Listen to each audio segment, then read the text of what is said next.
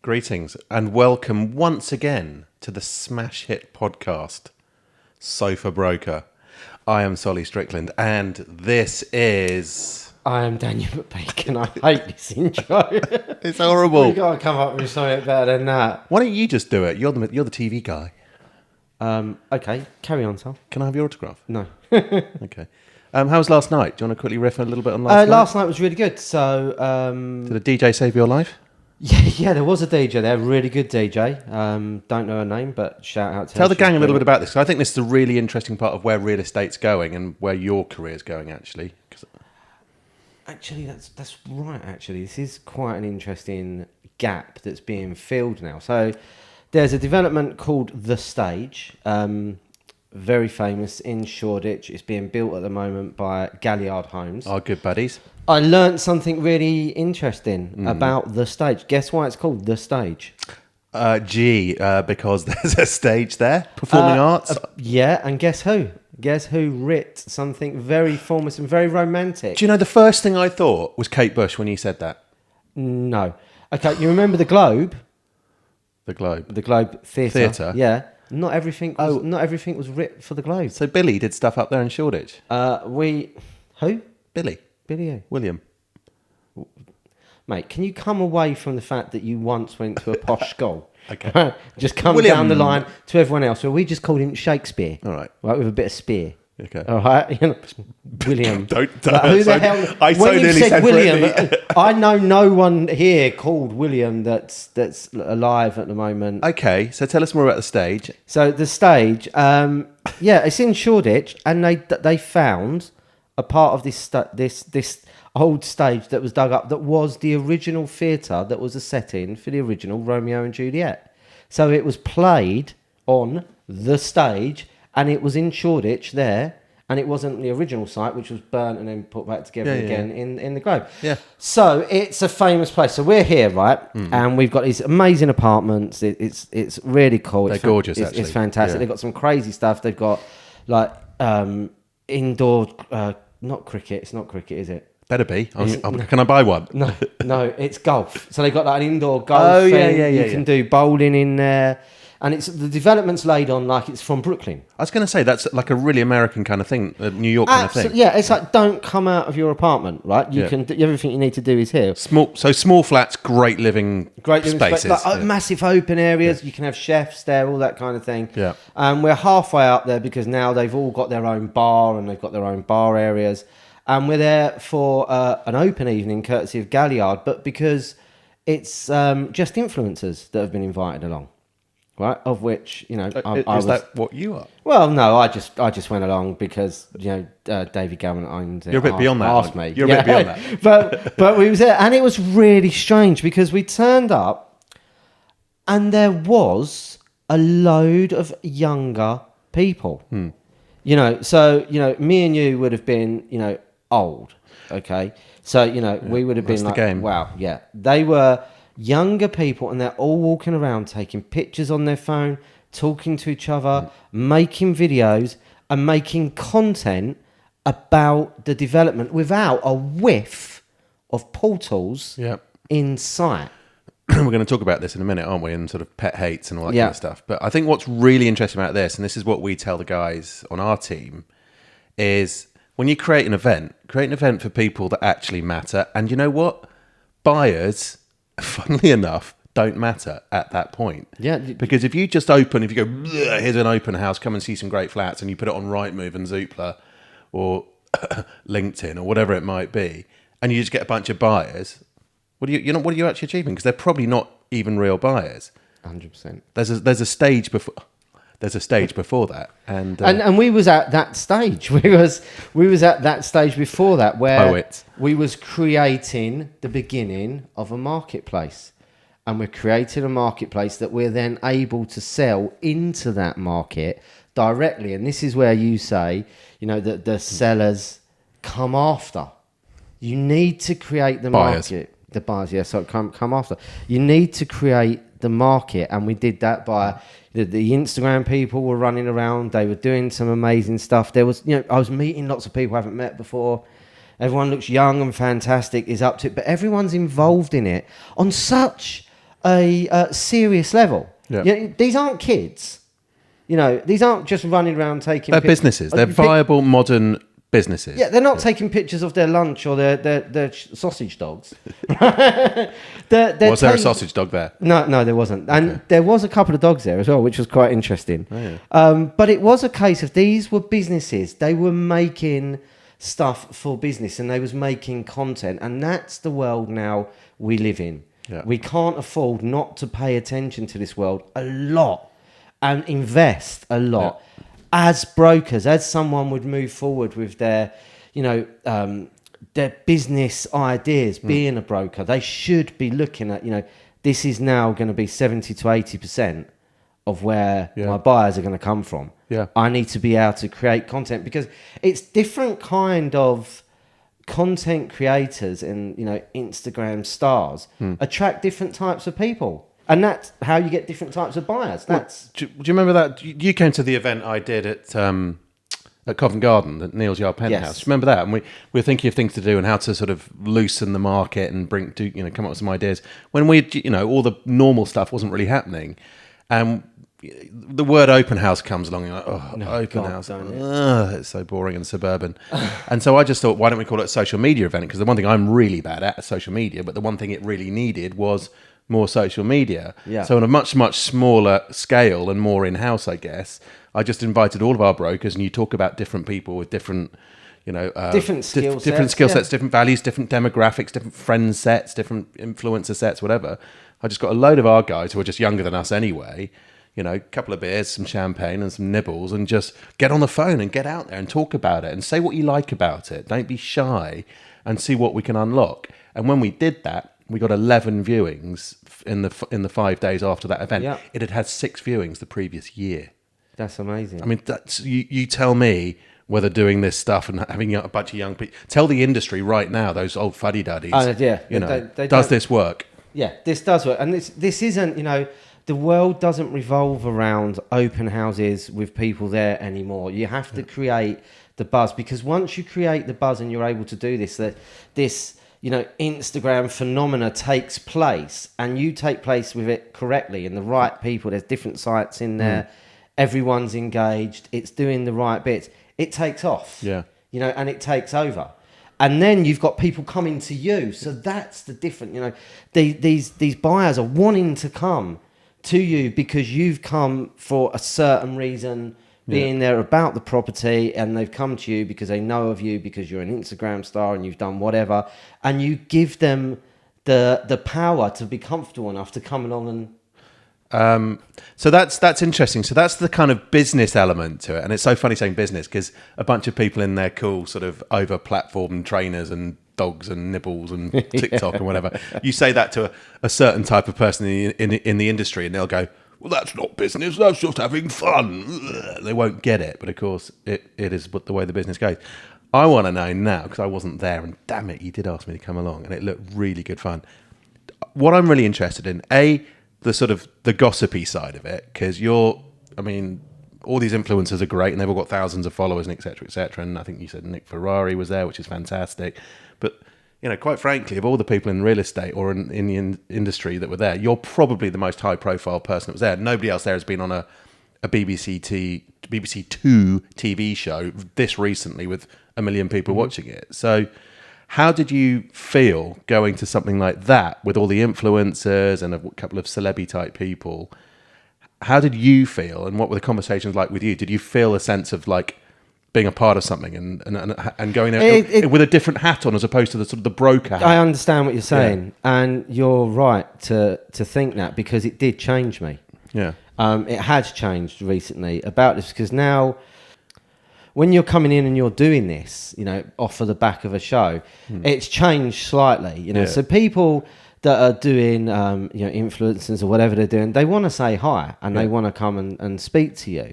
And they want to talk about what you're doing and how you did it and, you know, what you're looking to do moving forward. And also, you know, we had a few buyers running around, you know, that were kind of like interested to speak to me, you know, and want to, because it's kind of almost like that I validate what they're doing when I'm talking about the development. Yeah. And just by speaking to the guys and girls that we had there who were influencers, we were helping each other validate what we was doing. So it's becoming like a collage of everything, and it's getting pushed together. And that's making it powerful, but it's also the embers of what will happen and what is going to become and what's next.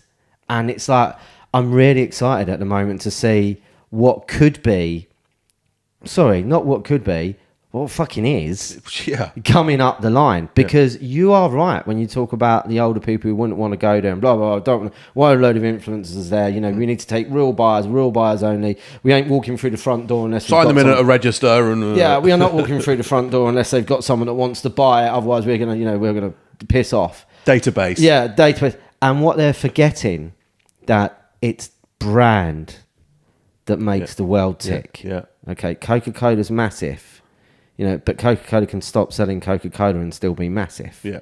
Right? Yeah. You know, it's the brand. And what these things that we was trying to do last night with that development was create a brand feeling that's shared by different influencers, that we could all come together as one, plug in to that development with a mutual understanding, same sort of desire that's going on, but each having a different way. Yeah, you know, like a load of what you would have cricketers running around the field and throwing it and whatever they do. Throwing it. Right. But they all played cricket. Yeah, but they all take part and have something else to bring to the table. Yeah. Influencers can be the same. They're all taking part in their own way, and it's that their own minute, micro way what makes it so interesting, because we can drill down into people, into their lives and into what's going on, and have, 5 seconds of that person.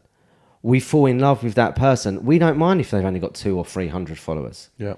We do want them to engage because we're engaging with them. That becomes the brand. That's interesting. That's how you spread a concept and a brand and a development or whatever it is that you need to do for that specific thing. And actually the number of followers, if they're so fine-tuned to what they do and who they are, and they get a great hit rate. Remember when we were doing London Lofts? Yeah. We only ever had about 1,000, 1,500 followers. But my God, when we were posting stuff, our hit rate, people coming back and engaging with it, because we grew it organically and it was had such tunnel vision, it was about one specific thing. We had an unbelievable percentage of people that would interact with a post or a story or whatever. And if you take that concept and have a bunch of people at an event or at a certain type of building like the stage, they were, with the same...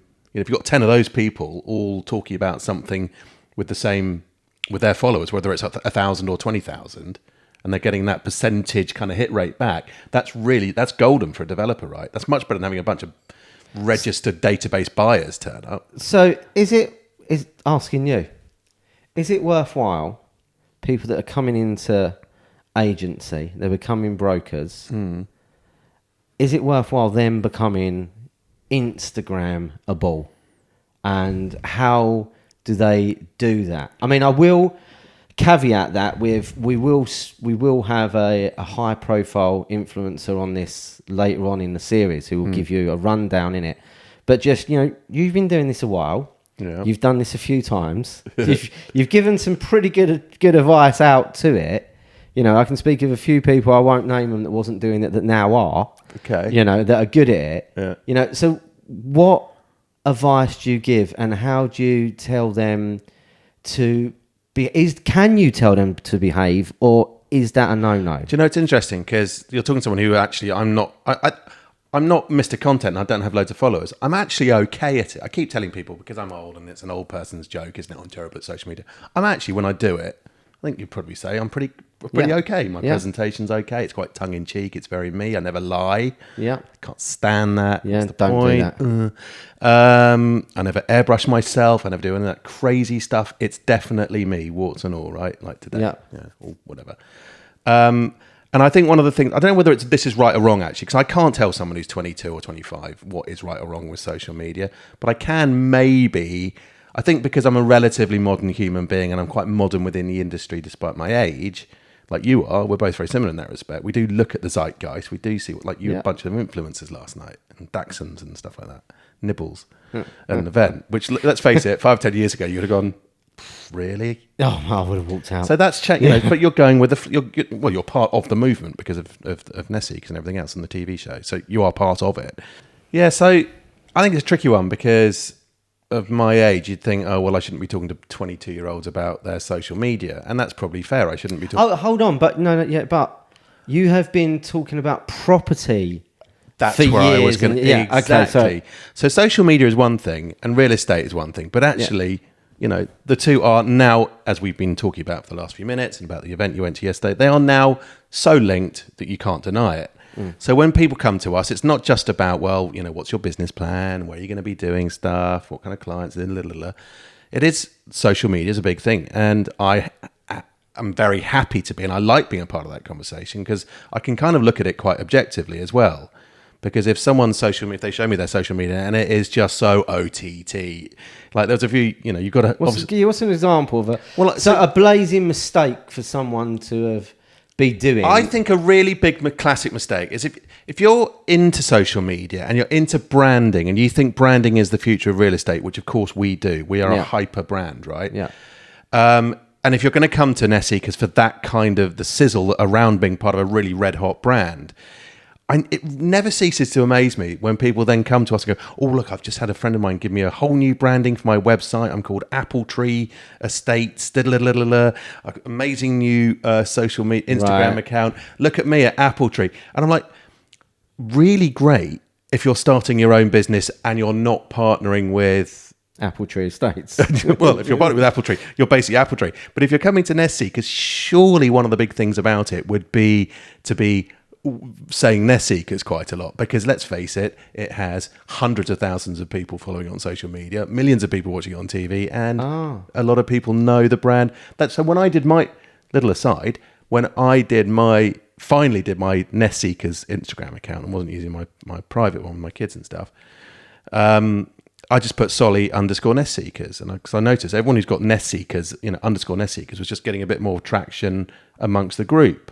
Amongst the broker network. Okay. Doesn't that just make sense? And if someone's, if your brand is red hot, then, Nesseekers is going to be out there. Then surely you would put, as your handle, you'd put Nesseekers in there. Yeah. That would make sense if you're looking to be a modern, 2023 social media savvy broker. So someone that's setting up and is doing it, they should always be knocking back and suggesting to where they want to belong. So if they're at Nessie, because it's about that, because the brand's already been built. Yeah. And we talk about pushing it, personalising it.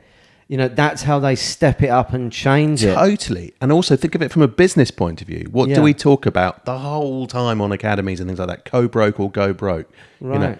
Like we've always said to people a lot recently, every deal we've ever done has been a co-broke, whether we've been to the... So if co-broking is the future, and we know it is because the Negotiator magazine yesterday came out with an article saying that this model is now undeniably on the charge and it is growing exponentially, etc. That means co-broking has to be a part of it. It has to be.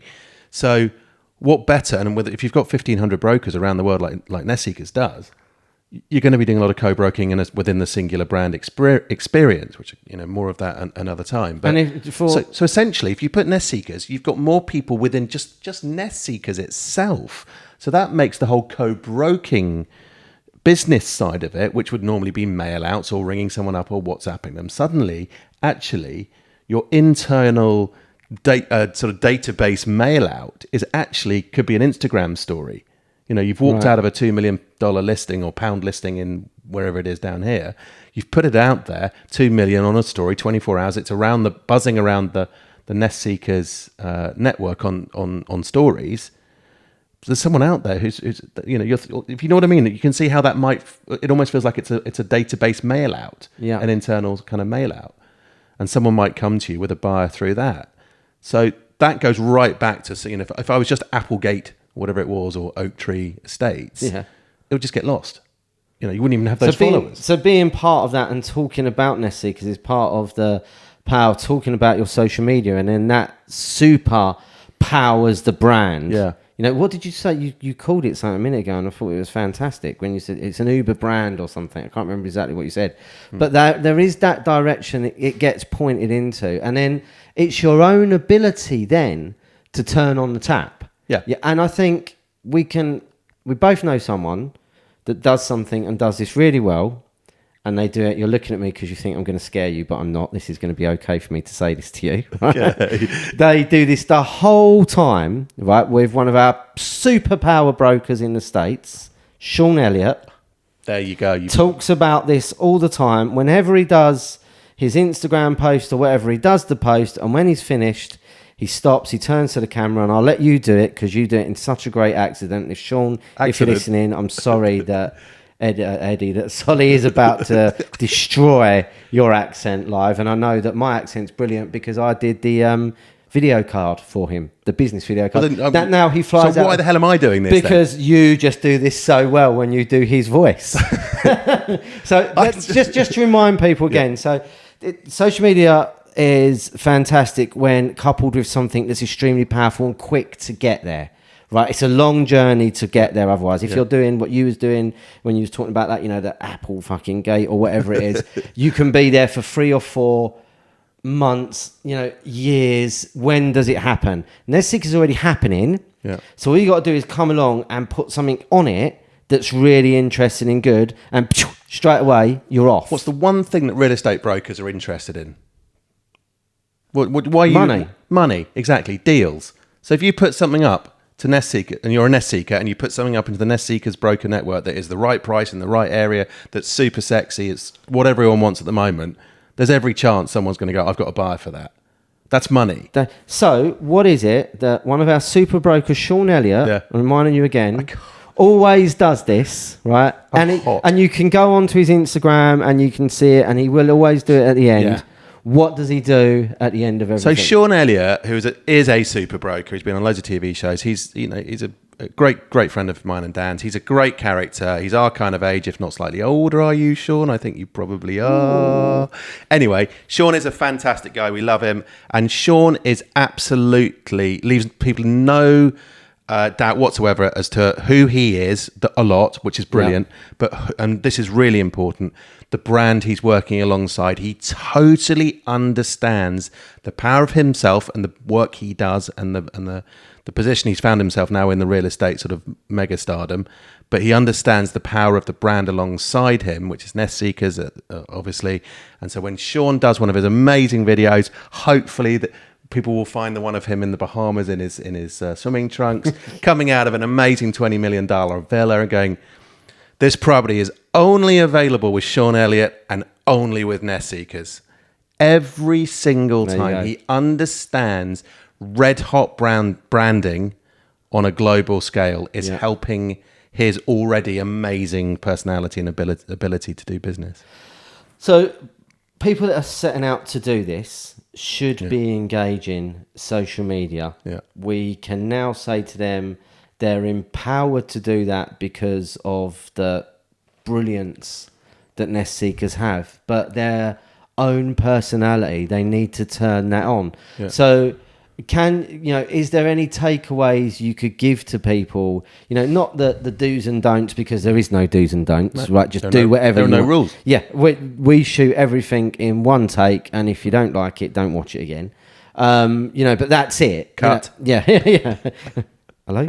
Anyone out there? So I know it really annoys when you hear about people doing Instagram and we're always just do it. Just what you're going to do, just go out, just do it. Yep. It's not perfect, right? It's in the moment. It's your purification kills it. Okay. Totally. And, we had this recently and it was, really frustrating about someone we was hearing about who was doing this kind of thing. I mean, what are the do's and the don'ts? Give me one do and one don't, and one start off with this don't. The don't is, I think people fall into the trap of trying to make their Instagram look like Selling Sunset. Perfection. Okay. It's not. It's you. It's not a studio TV scripted whatever. Yeah. It's you in the moment in real estate. And I think that's people thinking they maybe because they might have done some sales or whatever people might know about them, that they're blurring the lines between being a broker and being an influencer.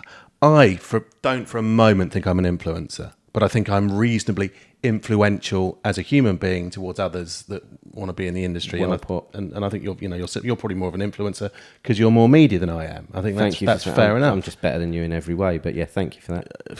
Okay. I don't know what to say now. In terms of the do's, I tell you, I'm going to go back to one of our American brokers because they do this very well, let's face it. Yeah. But I look at someone like Bianca Delasio. She has an amazing account. You cannot deny she has an amazing social media presence. And I think what I like about her, and I'm almost, it's weird me talking about her and what's good about her because she's the queen of it. But she does it without fear. I love it. She will have her, doing her makeup in the morning, and then 1 minute she's in a £18 million penthouse. The next minute she's deciding what shoes to wear and what to eat. I think, but that also, and the commitment, I can't imagine myself doing that. It's high level. Yeah, but if you're going to do it, she did actually say to our guys when she came over, if you're going to do it, do it. Yeah. I mean, that's really it. So the difference is, if you're going to do this and be a broker and get involved in this world, you have to get involved in this Instagram world, regardless of whatever there is other social media is available. It is, right? You've got to get into it, but you've got to get into it not as a copycat of someone trying to be you. You've got to get into it as you, and become the realism that is you, because people will find that endearing, they will find it believable, and they will come back time and time again. I agree. And just very quickly, I'm talking about social media, and my social media, I only have about 500 people on my Nest Seekers thing. And so I know why I have it and why I use it. Yeah. I use it just almost to internally to say hi to people, and just to, if someone's posted something, I want them to know that I'm looking at what they're doing and appreciating their work and sharing it. And I do a lot of just sharing stories. I don't post that much. I don't have an Instagram persona, but what I do is I kind of use it almost like a manager would, really, just to say hi, that's great, and share stuff. I think, look, we're coming to the end of it, but that's really important. The thing I get that drives me crazy is, people that are getting involved in this and they're doing it and they fall foul of thinking they need to buy followers. And, and if they go and buy and they have 20,000 followers all of a sudden and are only getting 30 or 40 likes, or even if they're buying likes, people are now savvy enough, they check that. Yeah. So buyers and sellers now not only check your Instagram account, check it's real. Yeah. And they don't just look and trust that it's ticked. They go in and look back a couple of posts or might skirt around and actually dig into it. And that is probably the one takeaway I want to give you guys this time as you move forward into this fantastic world. So thank you again for taking part in Sofa Broker. Thanks, Solly, for educating us again into this world. And remember, Spotify, Apple, Amazon, YouTube, anything else that we're on everything. I think we're just about to be on Elon Musk's little radar flying around thing up there somewhere, doing some stuff on that. Where's he going with this? Cut if that's no good, but I heard that it was. And we thank you for listening to us.